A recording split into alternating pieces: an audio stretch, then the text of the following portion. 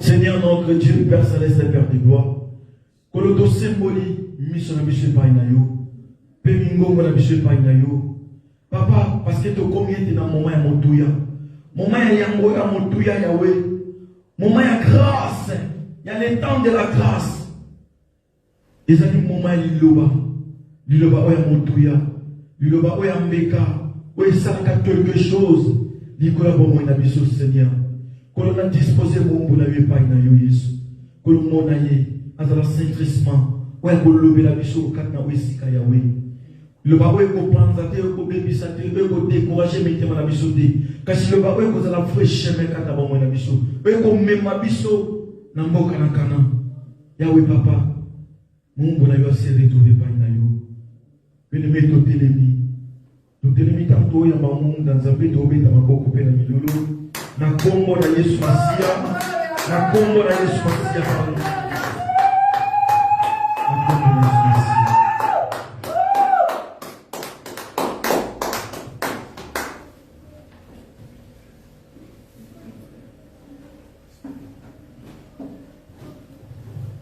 Alléluia. Amen.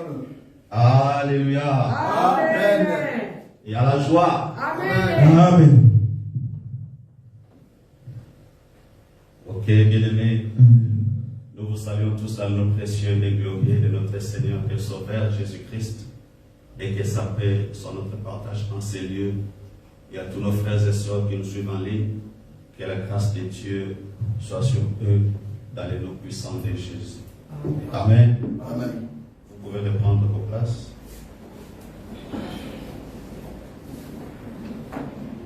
Oui, bien-aimés, vraiment c'est toujours un grand plaisir, une joie immense de me tenir devant vous, parce que la Bible déclare que toutes choses passeront, mais la parole de Dieu ne passera jamais. Amen. Amen. Alors bien-aimés, vous êtes bienheureux aujourd'hui, parce que vous avez part à la table du Seigneur. Amen. Amen. Ce matin, Dieu te dit, mon frère, ma soeur, qu'il t'aime. Qu'il t'aime avec un amour profond. Amen. Dieu t'aime tel que tu es, mon frère, ma soeur. Là où tu es, que tu sois ici dans sa présence, que tu sois en dehors, que tu le suis en ligne, Dieu te dit qu'il t'aime. Et vraiment, mon frère, ma soeur, sans l'amour de Dieu, on ne peut pas être ce que nous sommes aujourd'hui. Sans l'amour de Dieu, mon frère, ma soeur, nous ne pouvons pas taper la poitrine et dire que nous sommes les enfants de Dieu. Parce que c'est à cause de son amour que nous avons cette opportunité. C'est à cause de son amour qu'il nous a donné le pouvoir de devenir ses enfants. Parce qu'il nous aime. Amen. Amen. Alors ce matin, Dieu te dit qu'il t'aime. Il t'aime et n'aie pas crainte, n'aie pas peur. Ne te vois pas que tu es seul, mais sache que Dieu est avec toi. Amen. Dieu est devant toi comme ton guide et il est derrière toi comme ton protecteur. Dieu est à tes côtés. Il combat chaque jour pour toi. Il te protège contre tous les projets de l'ennemi, contre toutes les attaques de l'ennemi, contre tous les plans machiavéliques que le monde des ténèbres a formés pour nuire à ta vie, pour nuire à ta santé. C'est pourquoi ce matin, il te dit, n'aie pas peur et tu n'es pas seul. Il est avec toi. Car toi, avec Dieu, vous êtes majoritaire. Amen. Alors, bien aimés, sans plus tarder, nous allons prendre nos Bibles dans le livre des Romains, chapitre 5, verset 5.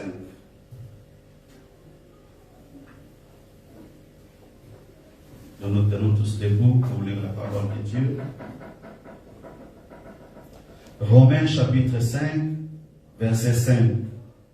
Nous lisons au nom du Seigneur. Amen. Or, l'espérance ne trompe point, parce que l'amour de Dieu est répandu dans nos cœurs par le Saint-Esprit qui nous a été donné. Parole du Seigneur. Amen. Vous pouvez reprendre vos places. Je vais prier pour la parole. Père éternel, Dieu de gloire, la Bible déclare que tu as envoyé ta parole et ta parole les guérit. Ce matin, Seigneur, nous voici devant ton trône de grâce. Nous voulons t'écouter. Nous voulons t'entendre parler, ô Dieu. Parle-nous, Seigneur, d'une manière particulière. Saint-Esprit, sois au contrôle de toute parole qui va sortir en ces lieux. Laisse que je diminue, que tu grandisses, que je disparaisse et que tu apparaisses. Que ça ne soit pas mon intelligence, que ça ne soit pas ma sagesse, ma connaissance, mais que toi seul, Saint-Esprit, tu puisses parler à ton peuple dans le nom puissant de Jésus. Glorifie le nom de Dieu et que Dieu se glorifie dans notre vie, dans la vie de tout un chacun. Dans le nom puissant de Jésus, nous avons ainsi prié et dit Amen. Amen. Oui, bien aimé, mon message d'aujourd'hui a pour titre Amour inconditionnel. Amour inconditionnel. Je ne sais pas si vous vous rappelez, la fois passée, il y a de cela 2 ou 3 semaines ou 4 semaines, nous avions parlé sur l'amour inconditionnel. C'était la première partie. Et cet amour inconditionnel dont nous avons parlé la fois dernière, c'était l'amour que Dieu avait manifesté pour son peuple. Parce que après que Adam et Ève avaient péché, avaient désobéi à sa parole, ils avaient ouvert la porte au malheur, ils avaient ouvert la porte à toutes sortes de difficultés, de souffrances que nous vivons aujourd'hui dans le monde à cause de leur désobéissance. Et à cause de cela, Dieu les avait chassés du jardin d'Éden. Mais avant de les chasser du jardin d'Éden, quand Adam et Ève avaient su qu'ils étaient nus, ils se sont fait des habits avec des feuilles de figuier. Alors, ils ne savent pas que les feuilles de figue, quand elles ne sont pas attachées à une branche, elles vont sécher. Mais eux, dans leur ignorance, ils avaient fait des habits avec ces feuilles-là. Mais Dieu, dans son amour pour son peuple, malgré leur désobéissance, malgré leur erreur, malgré leur faute, Dieu ne les avait pas abandonnés, bien qu'il les avait punis, parce que tout bon père qui a besoin que ses enfants aient une bonne éducation, qui a besoin que ses enfants marchent dans la bonne conduite, il doit les punir pour les remettre dans les droits chemins. Alors, bien qu'il les avait punis, mais il avait tué un animal et il avait pris la peau et avait fait les habits pour vêtir Adam et Ève. Cela montre vraiment l'amour que Dieu a pour nous, pour son peuple, pour sa créature.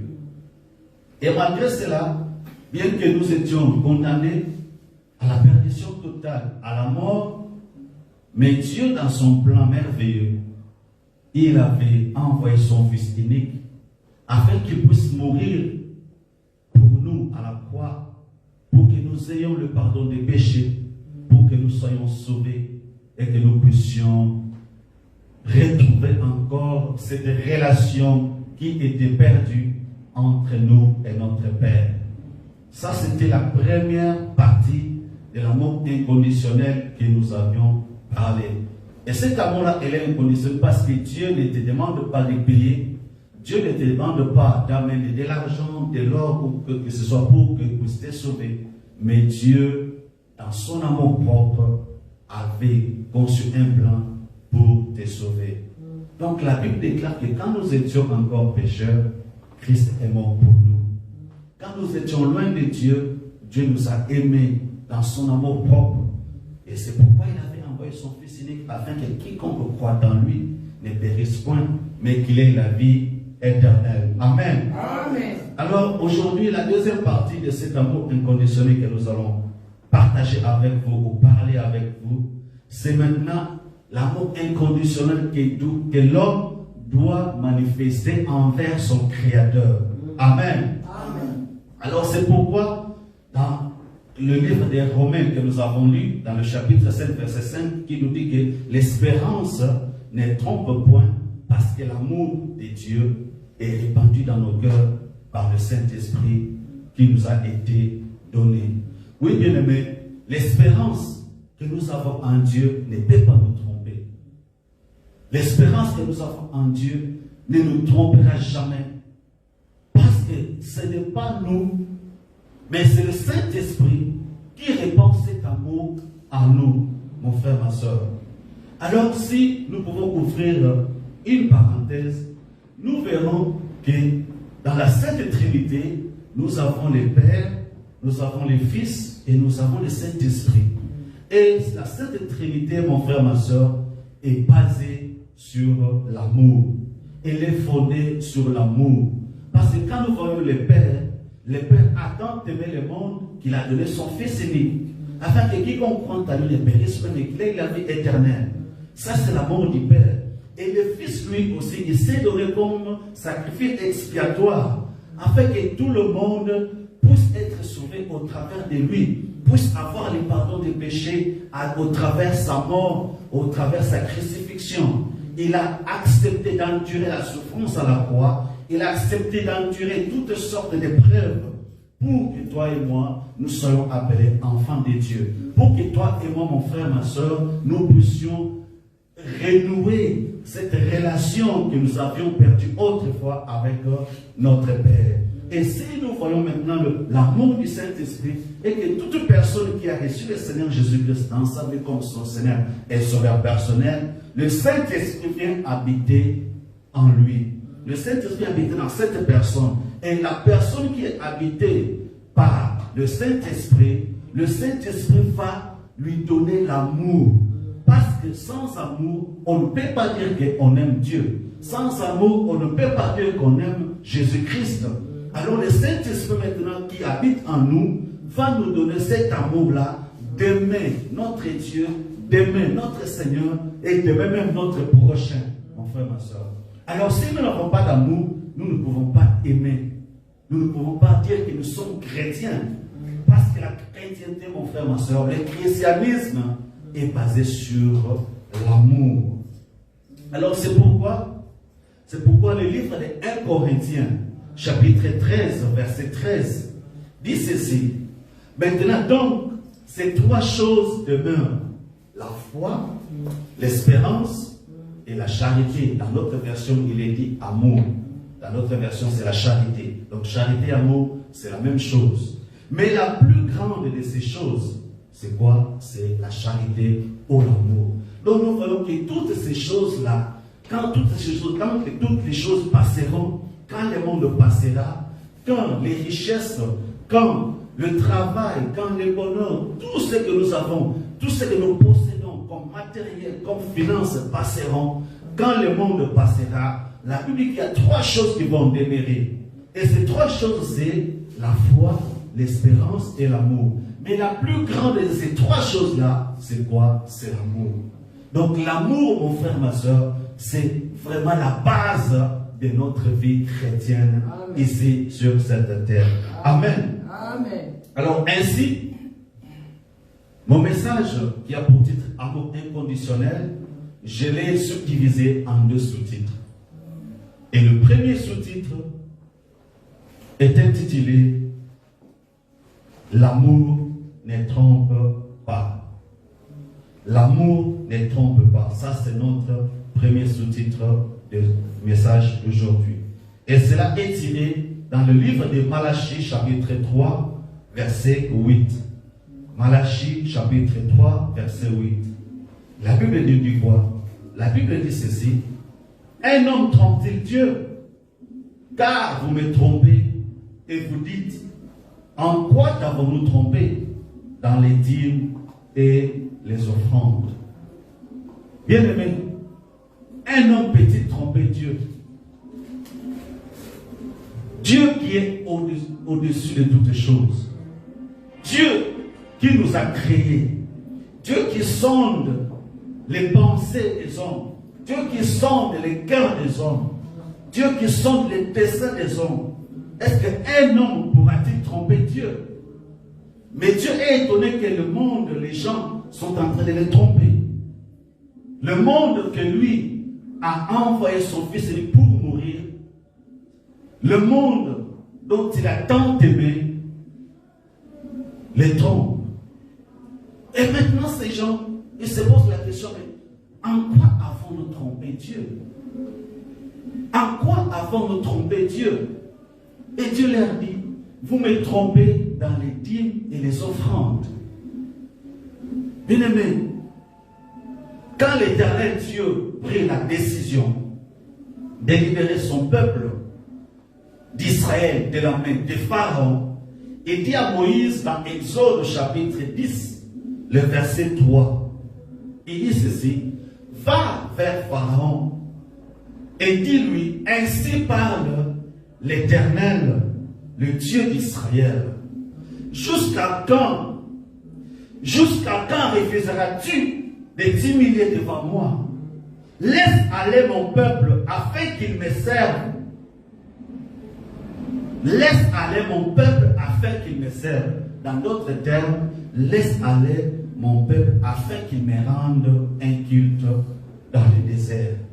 Alors, bien aimé, comme nous le savons, quand Moïse est apparu devant Pharaon, il lui a donné le message que Dieu lui avait envoyé avec, mais Pharaon avait résisté. Pharaon avait refusé de laisser partir les enfants d'Israël, jusqu'à ce que Dieu avait envoyé les 10 plaies qui avaient frappé l'Égypte.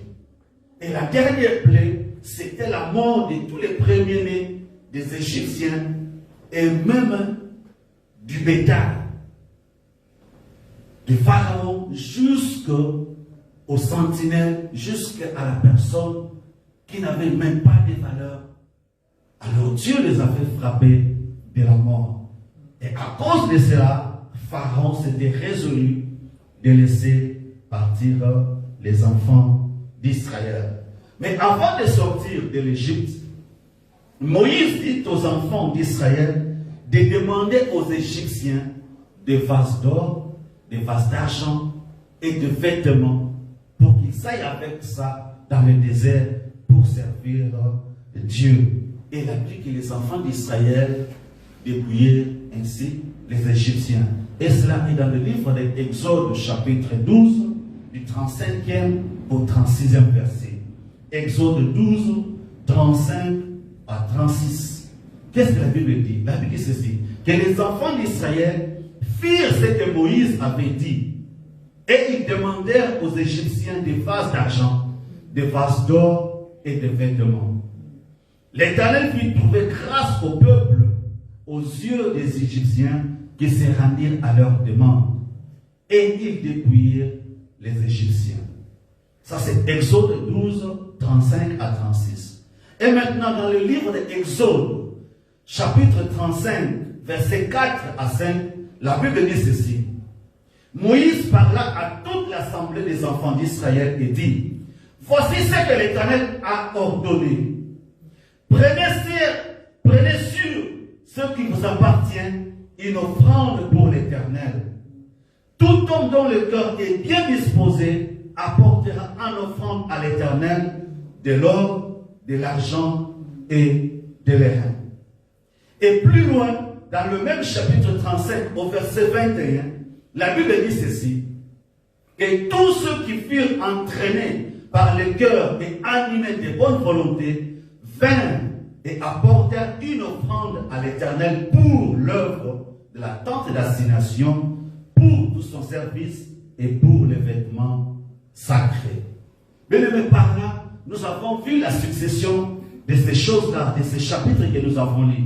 Au verset, à l'Exode chapitre 10, Moïse va demander à Pharaon de laisser partir les enfants d'Israël. Alors, Pharaon consent à laisser les enfants d'Israël partir.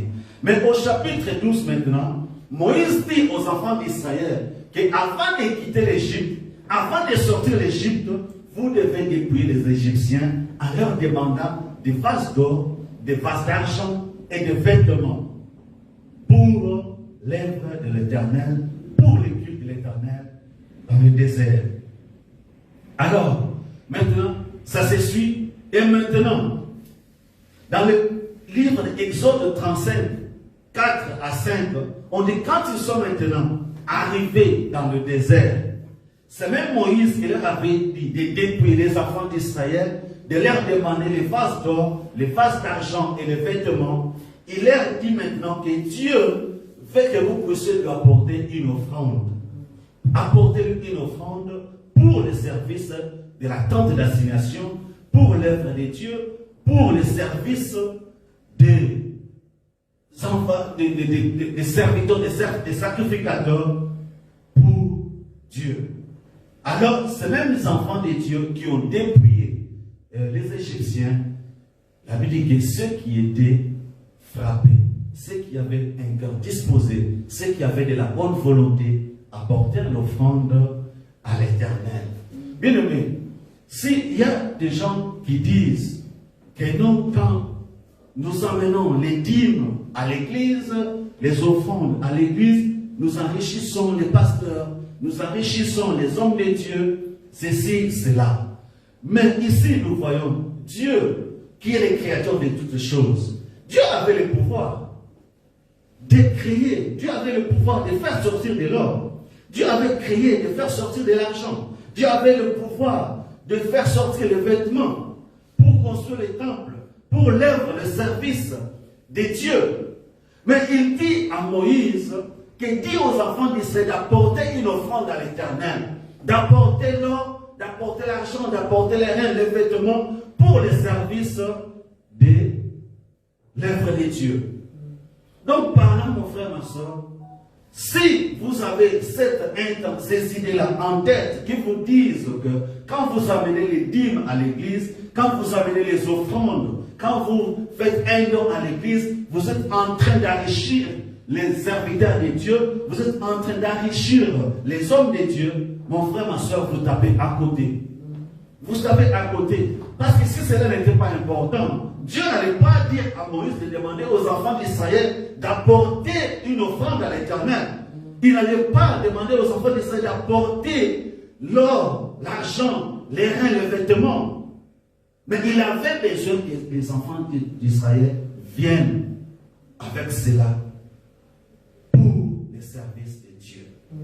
Mon frère, il y a des gens qui se disent que non, malgré que je ne donne pas la dîme, malgré que je ne donne pas les offrandes, malgré que je ne fais pas le bien pour l'église, je ne soutiens pas l'œuvre de Dieu, mais je suis béni, je suis bien, j'ai mon travail, j'ai mon véhicule, et je vis bien avec mes enfants. Non, mon frère, vous ne vivez pas bien, vous êtes dans une prison. Vous êtes dans une prison de confort que le diable vous a mis. Parce qu'il ne veut pas que vous soyez sauvés. Il ne veut pas que vous connaissiez la vérité. Il ne veut pas que vous soyez bénis au-delà. Parce que la Bible dit ceci. Quand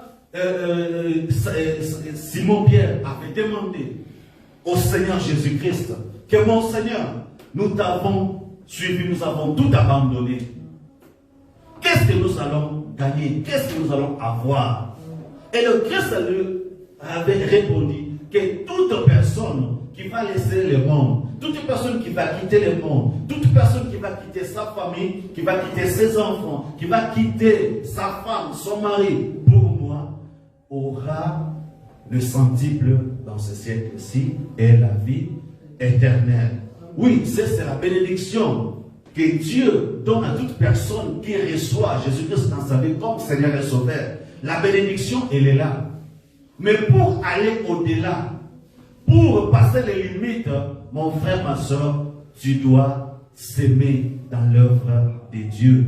Tu dois donner ta dîme. Tu dois amener à l'église l'offrande. Parce que ce sont ces choses-là qui vont faire que tu sois béni à l'extrême. Ça va te bénir au-delà des moyens que tu as, au-delà de la bénédiction que tout le monde a quand nous recevons le Seigneur et Sauveur, notre Seigneur Jésus-Christ, dans notre cœur.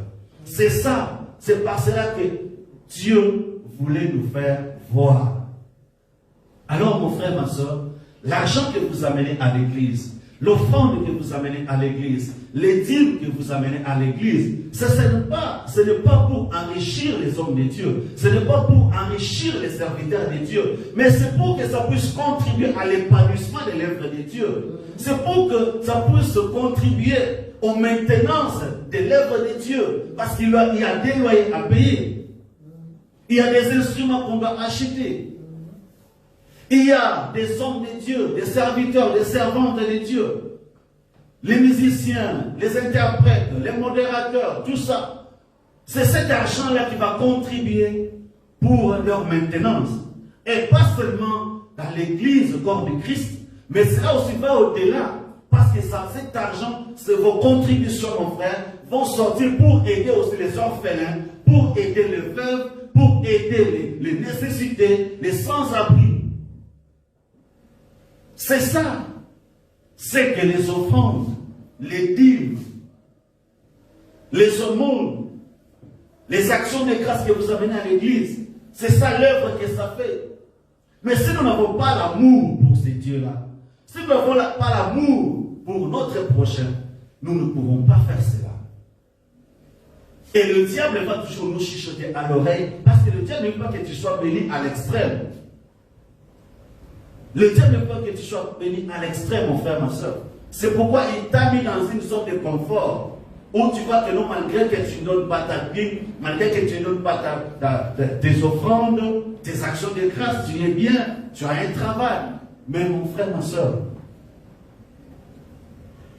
si tu n'as pas la protection de Dieu, comment peux-tu protéger tes finances? Comment pourras-tu protéger ta famille? Comment pourras-tu protéger tes enfants si tu n'as pas la protection divine? Bien-aimé, l'obéissance à la parole de Dieu est l'un des signes qui nous montre que l'on aime Dieu, que l'on croit en lui, qu'on a foi en lui et dans ses promesses. Et si nous allons dans le livre de Malachie chapitre 3, du 10e au 11e verset, la Bible nous dit quoi? Que apportez à la maison du trésor toutes les dîmes afin qu'il y ait de la nourriture dans ma maison. Mettez-moi de la sorte à l'épreuve, dit l'Éternel des armées, et vous verrez si je n'ouvre pas pour vous les écluses des cieux, si je ne répands pas sur vous la bénédiction en abondance. Pour vous, je menacerai celui qui dévore, et il ne vous détruira pas les fruits de la terre, et la vigne ne sera pas stérile dans vos campagnes, dit l'Éternel des armées. Vous voyez l'importance de la Bible. Vous voyez l'importance de l'offrande. Vous voyez l'importance des actions de grâce. Bien-aimé, c'est lui qui ne s'aime pas. C'est lui qui ne donne pas sa Bible. C'est lui qui ne donne pas ses offrandes. C'est lui qui ne fait pas ses actions de grâce. Qu'il sache que non, il n'a pas la protection de Dieu sur ses finances. Il n'a pas la protection de Dieu sur ses possessions matérielles, tout ça. Parce que il s'est dit que lui-même est le protecteur de tous ses propres biens, de toutes ses finances. Mon frère, quand la tempête viendra, qui protégera tes finances? Quand l'économie va chuter, qui protégera tes finances?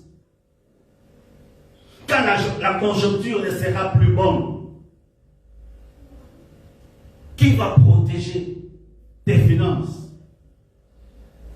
Quand la tête va venir, quand la ruine va venir, quand ces esprits-là qui viennent pour détruire les fruits de notre travail, qui va les protéger? Qui va vous protéger contre ces esprits-là? Qui va protéger vos finances contre la ruine et la tête? Bien-aimé, la dîme et les offrandes jouent un grand rôle dans la vie des enfants de Dieu. Dans les domaines des finances, et tant d'autres comme dans la santé, les biens matériels, et on en passe, mon frère, ma soeur. Ne croyez pas que vous faites un travail en vain. Ne croyez pas que, mon frère, ma soeur, vous êtes en train d'enrichir les hommes de Dieu. Ne croyez pas que vous enrichissez les prédicateurs, les évangélistes, ou les serviteurs et servantes de Dieu. Non, mon frère, ma soeur. Vous êtes en train de vous protéger contre ceux qui détruisent les fruits de vos mains, contre ceux qui détruisent les fruits de votre travail. Vous êtes en train de vous protéger contre ceux qui viennent détruire vos finances, ceux qui viennent détruire tout votre labeur. Mon frère, ma soeur. Alors, aujourd'hui, prenons l'engagement, mon frère, ma soeur, de montrer notre amour envers ces dieux-là. Dieu est au ciel. On ne voit pas Dieu. Mais si toi maintenant, qui es ici sur terre, toi qui vois ton frère, toi qui vois ta soeur, tu ne l'aimes pas, comment peux-tu dire que tu aimes Dieu qui est au ciel que tu ne vois pas? Est-ce qu'un homme peut-il tromper Dieu? Est-ce qu'un homme peut-il tromper Dieu? Même si tu te caches dans l'obscurité, Dieu te voit. Dieu te connaît, mon frère, ma soeur. Alors, ne soyons pas dupés, ne soyons pas trompés par ces mauvaises voix, par ces mauvais esprits, ces mauvaises pensées qui viennent, pour que nous ne puissions pas être bénis au-delà, à l'extrême de notre bénédiction que Dieu nous a promis. Alors regardons un peu dans la Bible quelques exemples de ce que la dîme et les offrandes peuvent nous apporter. Regardons un peu dans le livre de 1 Roi, chapitre 3, du 3e au 14e verset. 1 Roi, chapitre 3, du 3e au 14e verset. La Bible dit ceci. Salomon aimait l'Éternel et suivait les coutumes de David et son père. Seulement, c'était sur les hauts lieux qu'il offrait des sacrifices et des parfums. Le roi s'est rendu à Gabaon pour y sacrifier, car c'était le principal des hauts lieux. Salomon offrit 1000 holocaustes sur l'autel. À Gabaon, l'Éternel apparut en songe à Salomon pendant la nuit. Et Dieu lui dit, demande-moi ce que tu veux que je te le donne. Salomon répondit, tu as traité avec une grande bienveillance ton serviteur David, mon père, parce qu'il marchait en ta présence dans la fidélité, dans la justice et dans la droiture de cœur envers toi. Tu lui as conservé cette grande bienveillance et tu lui as donné un fils qui est assis sur son trône, comme on le voit aujourd'hui. Maintenant, Éternel, mon Dieu, tu as fait régner ton serviteur à la place de David, mon père. Et moi, je ne suis qu'un jeune homme, je n'ai point d'expérience. Ton serviteur est au milieu du peuple que tu as choisi, peuple immense qui ne peut être ni compté, ni nombré à cause de sa multitude. Accorde donc à ton serviteur un cœur intelligent pour juger ton peuple, pour discerner le bien du mal. Car qui pourrait juger ton peuple, ce peuple si nombreux? Cette demande de Salomon plut au Seigneur, et Dieu lui dit, puisque c'est là ce que tu demandes, puisque tu ne demandes pour toi ni une longue vie, ni les richesses, ni la mort de tes ennemis, et que tu demandes de l'intelligence pour exercer la justice, voici, j'agirai selon ta parole. Je te donnerai un cœur sage et intelligent, de telle sorte qu'il n'y aura une personne avant toi et qu'on ne verra jamais personne de semblable à toi. Je te donnerai en outre ce que tu n'as pas demandé, des richesses et de la gloire, de telle sorte qu'il n'y aura pendant toute ta vie aucun roi qui soit ton pareil. Et si tu marches dans mes voies, en observant mes lois et mes commandements, comme l'a fait David ton père, je prolongerai tes jours. Amen. Amen. Alors nous voyons ici, mon frère, ma soeur, c'est l'histoire du roi Salomon. Au commencement, quand vous voyez le verset 3, la Bible commence par dire que Salomon aimait Dieu. Salomon aimait Dieu et il marchait selon les coutumes, selon ce que son père David faisait. C'est ça ce qu'était la coutume de Salomon. L'amour que Salomon avait pour Dieu, c'est ce qui avait poussé Salomon à lui offrir un holocauste. Parce que depuis la création de la terre jusqu'à ces jours-là, il n'y avait personne qui avait offert à Dieu une telle offrande, mon frère, ma soeur.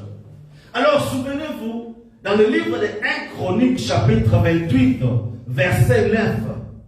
1 Chronique, chapitre 28, verset 9. Qu'est-ce que la Bible nous dit? La Bible dit ceci, c'était le roi David qui donnait conseil à son fils Salomon. Il lui dit ceci, que et toi, Salomon, mon fils, connais les dieux de ton père et sers-les avec un cœur dévoué et une âme bien disposée.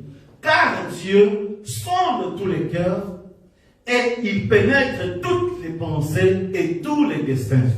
Si tu les cherches, il se laissera trouver par toi. Mais si tu l'abandonnes, il te rejettera pour toujours. Et Salomon était un fils intelligent, sage, parce qu'il avait retenu le conseil de son père. Et c'est pourquoi, quand il a eu le pouvoir, quand il a succédé à son père, il est allé un jour à Gabaon. Il suivait les coutumes de David, son père. Salomon marchait dans le pas de son père. Salomon avait écouté les conseils que son père lui avait donnés. Salomon ne s'en était pas détourné ni à gauche ni à droite. La dit que Salomon aimait Dieu de tout son cœur. Et ce jour-là, il est parti à Gabaon et il a offert à Dieu une offrande de 1000 brebis ou vaches, moutons, quoi sais-je encore. 1000 holocaustes, mon frère, ma soeur. Et Dieu du ciel, il a entendu l'odeur de la graisse de ces animaux, de l'holocauste, de l'offrande de Salomon. Il a dit, jamais dans ma vie, jamais de toutes les créatures que j'ai faites, depuis le commencement du monde jusqu'à présent, personne ne m'a jamais offert une telle offrande. Et moi, je ne vais pas rester indifférent. Parce que notre Dieu ne reste jamais avec la tête d'une personne. Parce qu'il est le vrai rémunérateur. Notre Dieu, c'était un Dieu solvable, mon frère. Ce n'est pas un Dieu insolvable. Quand tu lui donnes, il va te remettre au double, au triple, au centuple de ce que tu as offert. Alors Dieu, il est descendu. Alors la Bible dit que pendant la nuit, après que Salomon y offert l'offrande de 1000 holocaustes à l'Éternel, Dieu est descendu pour parler à Salomon. Il lui a dit, Salomon mon fils, que veux-tu que je te donne? Demande tout ce que je veux, tout ce que tu veux, je vais te le donner. Demande tout ce que ton cœur désire, je vais te l'accorder. Et Salomon a dit, non mon Dieu, tu as traité ton serviteur David, mon père, avec beaucoup de bienveillance. Et aujourd'hui, si je suis sur le trône, aujourd'hui, si je suis assis sur le trône de mon père, c'est à cause de ta bienveillance, c'est à cause de ta fidélité, parce que mon père, ton serviteur David, était fidèle envers toi, et toi aussi tu as été fidèle envers lui. Mais moi, ce que je te demande, donne-moi l'intelligence, donne-moi la sagesse, parce que je suis encore un jeune homme. Je suis assis sur le trône. Comment pourrais-je juger cette multitude? Comment pourrais-je trancher les problèmes, les soucis de ce peuple? Je ne suis qu'un jeune homme sans expérience.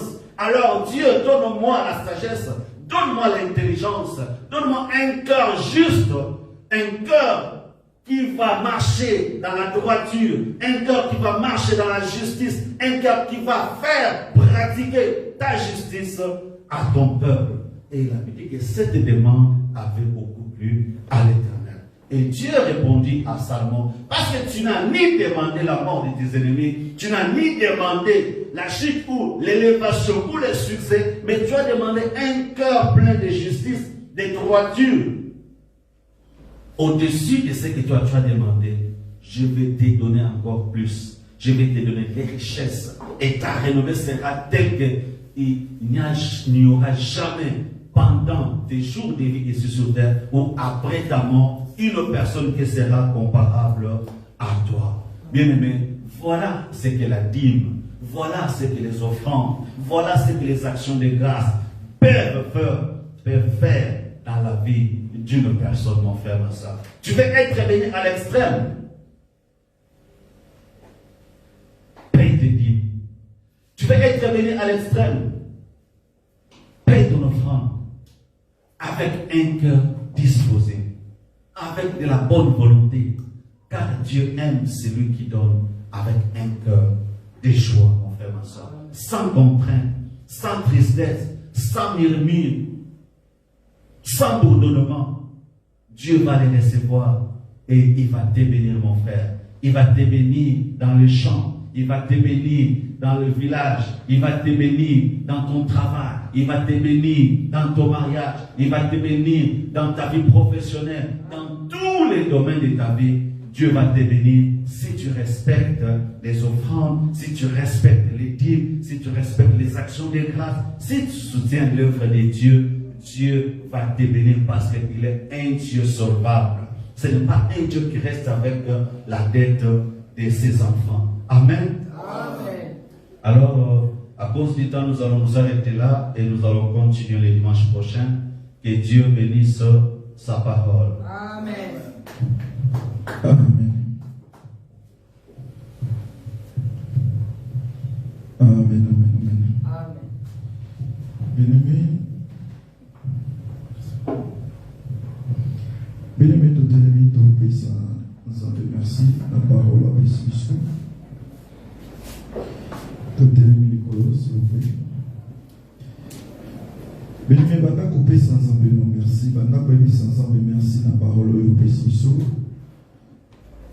Naliloba oyo apesio oyo yo kipe otia mwana kati ya motema na yo bien-aimé pe otia mwana misala bien-aimé bana kopambola mongo na Nzambe naliloba oyo lesio parce que azalaki c'est un instrument oyo Nzambe atiaki likolo ya bomoi na biso bana kopesa Nzambe merci par le nom de Jésus-Christ. Père Céleste, Père de gloire, je vais gérer jour ici Seigneur de précieux Jésus merci. Naliloba oyo tiaki kate mongo na yo papa mpona kolesa biso na dimanche lelo na mokolo lelo yango topesi yo lisusu merci kolo nkembo mpe masanjo leso pala mpe zonga likolo na yo papa oyo ebimi yawe kolo ekoti na matoi na biso kolo efanda na mitema mpe totia yango na misala toyeba lolenge nini ya kotambusa yango papa nalola mpo liloba na yo eleka pamba te liloba na yo tozapa te Seigneur liloba na toyeba lolenge nini papa ya kozwa ngo pe akotia ngo misala par le nom puissant de Jésus kolo pambola mongo na yo nyonso yekele liboso vi na yekele liboso pa projet na ye o nyonso akosala kaka mboko papa nalola ekele liboso parce que aza mongo na yo aza oyo pona aza oyo yo oloba quelque chose pour la vie na ye yango kolo atiki makambo nyonso mokili andimi kosalela yo pe andimi kozala liboso na yo kolo topesi yo merci pour la vie na ye na kombo Yesu Masiya. Bien-aimé mingi ya kolobeza te oyo toza nango Nzambe apesi biso tokoki kotia na panier parce que programme na biso eza kaka lolenge ya momesano ezali mercredi na vendredi. Merci beaucoup.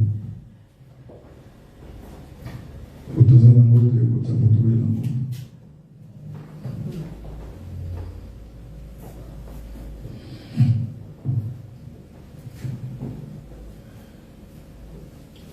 Ce que les adultes totelemi liboso, totelemi pour tout clôturer. Merci, merci Jésus, merci, merci Jésus, merci, merci Jésus de ton cœur. Merci, merci Jésus, merci, merci les rois. Merci, merci Jésus de tout cœur. Bien-aimé, topesi Nzambe merci. Oyo ayaki na biso kati na osika na bozongi na biso surtout tina maboko ya Nzambe nyonso ya biso kende liboso par le nom puissant de Jésus-Christ. Seigneur papa topesi merci papa oyo ozalaki molobeli na biso ozalaki na biso kati na osika kolo totiki nzela na biso ya bozongi na maboko na yo protéger moko na moko Yahweh ba ope bazala ki kata bo esika na bazala ki Yahweh les kana ko bénir bango esika nyonso ba se retrouver kolo ba beli ba papa ba mo na loboko na yo bozo ki na biso na manda ko kolo simbango et pour kolo protéger mite ma bongo na biso protéger nyonso biso par le nom puissant de Jésus Christ de bongo amen. Merci beaucoup.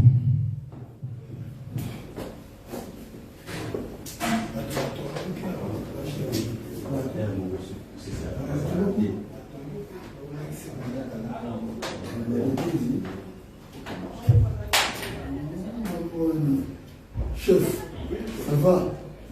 Merci.